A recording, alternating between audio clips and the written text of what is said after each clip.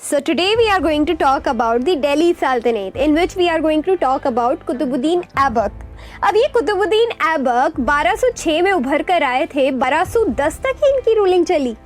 क्यों? काफी बूढ़े थे ये, ठीक है। जब इनके हाथ में रूलिंग आई थी तब तक ये बहुत बुढ़ा चुके थे।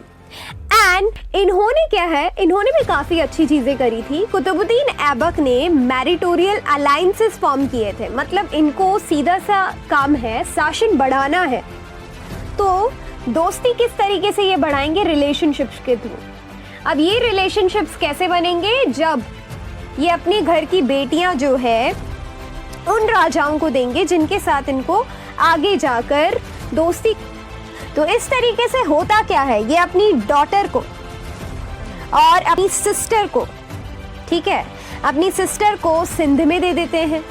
तो इस वजह से मैरिटोरियल अलायंसेस की वजह से जो इंडिया का नॉर्दर्न पोर्शन है वो ग्रो करता है काफ़ी हद तक। बांग्लादेश जो रीजन आप देखते हो वो पहले बंगाल ही था, तो वहाँ तक की रूलिंग क्या है, एक तरीके से वहाँ तक की पावर इन्हीं के हाथ में आ जाती है, ठीक है। अब एक यहाँ पर एक चीज दे रखी है, त्वारीख्स। अब ये त्वारीख होती क्या थी? त्वारीख होती, ये देखो ये कुछ लिख रहे हैं, वैल्यूएबल इंफॉर्मेशन जो है ये प्रोवाइड करते थे त्वारीख्स के थ्रू राजाओं को, रूलर्स को एडवाइस करी जाती थी त्वारीख्स के थ्रू, ठीक है। ये चीज आपको पता होनी चाहिए। नेक्स्ट हम देखते हैं कि इन्होंने बात करी है, जब हम बात कर रहे हैं कुतुबुद्दीन ऐबक की, तो कुतुबुद्दीन ऐबक एक ऐसे इंसान थे जिनको लकबख्श कहा जाता था। अब लकबख्श का मतलब होता है गिवर ऑफ लैक्स। भाई ये मुस्लिम्स यहाँ पर आए हैं, ठीक है, तो रिलीजन चेंज होने वाला है, बहुत सारे चेंजेस यहाँ पर प्लेस होंगे, ठीक है। यहाँ पर कल्चर बदलेगा। अभी तक हम मंदिरों में पूजा करते थे, अब यहाँ पर मॉस्क आएंगे, ठीक है। बहुत सारा नया आर्किटेक्चर, कल्चर, बहुत सारी चीजें ये अपने साथ लेकर आएंगे। तो यहीं पर हमें पता पड़ता है कि कुतुबुद्दीन ऐबक के समय पर, ठीक है, एक मॉस्क बनी थी अजमेर में, कुआत अल अस्लाम मॉस्क, ठीक है, कुआत अल अस्लाम मॉस्क।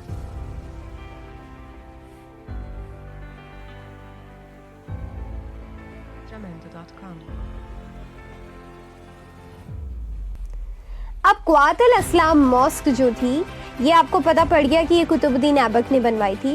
कुतुबुद्दीन ऐबक ने ही कुतुब मीनार जो है, जो अभी तक हम देखते हैं, वो भी इन्होंने बनवाया था। बट क्या आपको पता है कि इसका कंस्ट्रक्शन किसने करवाया था कंटिन्यू? वो पूरा नहीं बना था उस टाइम, शुरुआत तो करा दी थी कुतुबुद्दीन ऐबक ने, बट इसको जो है पूरी तरीके से खत्म इसका काम कराया था इल्तुतमिश ने, ठीक है। तो अब इन्होंने अपनी जागीर किसको सौंप दी है? इन्होंने अपना जो शासन है वो किसको सौंप दिया है? अपने दामाद को, शमशुद्दीन इल्तुतमिश को, ठीक है। तो वहाँ पर जो भी लोग काम करेंगे, क्या उनको ये पसंद आएगा? नहीं। तो आप लोगों को कुछ स्पेसिफिक बातें पता होनी चाहिए। अब हमें यहाँ पर दिख रहे हैं कुछ इम्पोर्टेंट नाम, जैसे कि इल्तुतमिश। तो हमने बताया ये कौन थे? इल्तुतमिश थे दामाद, ठीक है, डॉटर्स हस्बैंड, कुतुबुद्दीन ऐबक के डॉटर के हस्बैंड। तो इनको यहाँ पर बाद में रूलिंग मिल जाती है, उनके मरने के बाद ये सुल्तान बन जाते हैं, ठीक है। फिर नाम आ रहा है रज़िया सुल्ताना।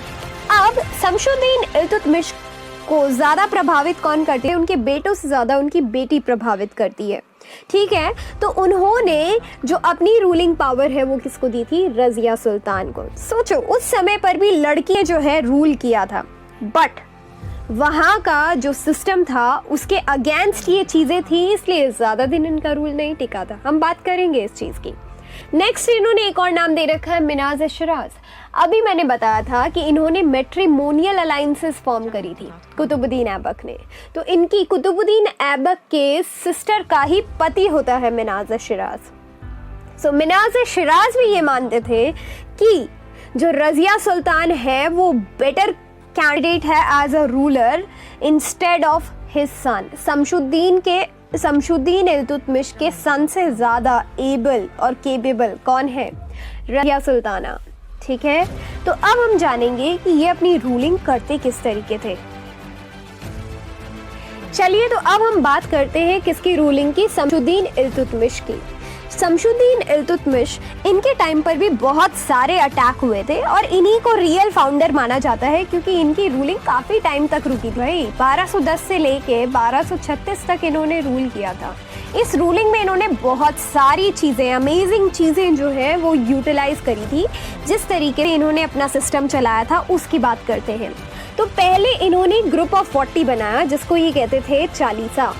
अब उस चालीसा में क्या होता था, उस चालीसा में नोबल्स होते थे जो सारे कामकाज संभालेंगे, ग्रुप ऑफ नोबल्स जो इनके अंडर काम कर रहे हैं, जो देख रेख कर रहे हैं, ठीक है। फिर उन्होंने लैंड पीसेस को जो है वो डिवाइड किया था इक्ताज में, जिसका ख्याल कौन रखते थे, इक्तादार्स। फिर इन्होंने करेंसी चलाई थी, नई टाइप की करेंसी इन्होंने यूज कर दी भाई। एक इन्होंने करी सिल्वर करेंसी जिसको कहा गया टांका। एक इन्होंने यूज कर दी कॉपर करेंसी जिसको कहा गया जिक्कन, ठीक है। तो ये चीजें आप लोगों को पता होनी चाहिए। देन उसके बाद इन्होंने ही फिनिश कराया था कुतुब मीनार का कंस्ट्रक्शन, ठीक है। तो इतनी चीजें आपको याद रखनी चाहिए। अब हम बात करते हैं नेक्स्ट रूलर जो आई थी रजिया सुल्ताना। अब ये Razia Sultana, she was very smart and elegant. अब यहाँ पर इनकी रूलिंग जो है, नोबल्स भड़क गए भाई। यहाँ इनके जो भाई हैं वो भड़क गए क्योंकि वो इनसे बड़े थे, but she became the first women to rule. सोचो, तो उस टाइम पर रजिया सुल्तान के हाथ में पावर्स आ चुकी थी, बट जो चालीसा है क्या वो इसको सपोर्ट करेंगे? No, not at all. चालीसा जो है वो इनके ब्रदर्स के साथ मिल गए, ठीक है, और इन्होंने रजिया सुल्तान को जेल में डाल दिया, इनके पति को जेल में डाल दिया एंड इनको मार दिया, ठीक है। She was put to death and it was occupied by weak rulers, ठीक है। So finally one of her brother Nasiruddin ने वहां पर अपनी रूलिंग जो है स्टैब्लिश कर दी। बट क्या ये नसीरुद्दीन ज्यादा टाइम तक चलेगा? मुझे नहीं लगता, ठीक है। नसीरुद्दीन जो है, क्योंकि वो केपेबल था ही नहीं, इसीलिए इन पे बिलीव नहीं था इनके फादर का, तो इन्होंने अपनी जो रूलिंग है वो घियासुद्दीन बलबन को दे दी। अब ये घियासुद्दीन बलबन कौन थे भाई? घियासुद्दीन बलबन जो थे, इन्हीं की पुत्री से इन्होंने शादी करी थी, ठीक है। So Ghiyasuddin Balban is his father in law.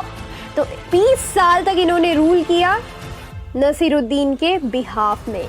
मतलब ये एक पपेट बन चुके थे नसीरुद्दीन, किसके हाथ की कठपुतली बन गए थे? घियासुद्दीन बलबन की। तो इन्होंने खुद से कोई रूलिंग नहीं करी थी नसीरुद्दीन ने, घियासुद्दीन बलबन ने रूलिंग करी थी 20 साल तक। और घियासुद्दीन बलबन ने भी काफ़ी सारी टेक्निक्स यूज़ करी थी, जैसे स्पाइस जो है, पहली बार जो है स्पाई वाला सिस्टम, जैसे कि जासूसी कर सकते हैं अपने ही एडमिनिस्ट्रेशन के अंदर। ब्लड एंड आयरन पॉलिसी इन्होंने यूज़ करी थी, ठीक है, ताकि इनकी पोजीशन को क्या है मेंटेन रखा जाए। फिर इन्होंने चालीसा को तो हटा दिया था भाई, कि जब वो एक रूलर के खिलाफ जा सकते हैं तो वो इनके खिलाफ भी जा सकते हैं। तो चालीसा की पावर्स को बिल्कुल ख़त्म कर दिया। बहुत सारे फोर्ट्स वगैरह बनाए, कैंटोनमेंट्स वगैरह बनाए, गैरिसन टाउन्स बनाए सोल्जर्स के लिए। सोचो, सोल्जर्स के रहने के लिए इन्होंने गैरिसन टाउन्स बनाए, ठीक है।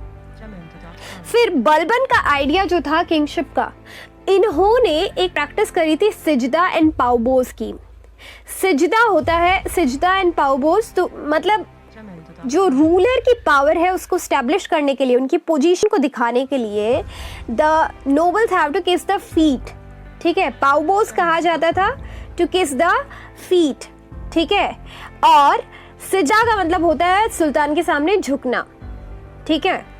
तो ये चीज़ें इन्होंने इंट्रोड्यूस करी थी ताकि जो रूलर की पोजीशन है उसको ढंग से स्टैब्लिश किया जाए।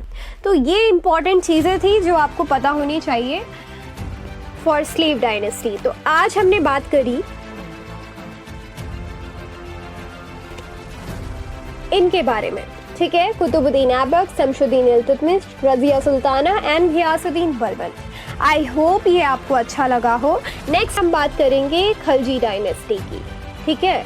तब तक के लिए आप इनका एडमिनिस्ट्रेशन और सारी चीज़ें याद रखिए, फिर हम नेक्स्ट बात करेंगे खलजी डायनेस्टी के बारे में।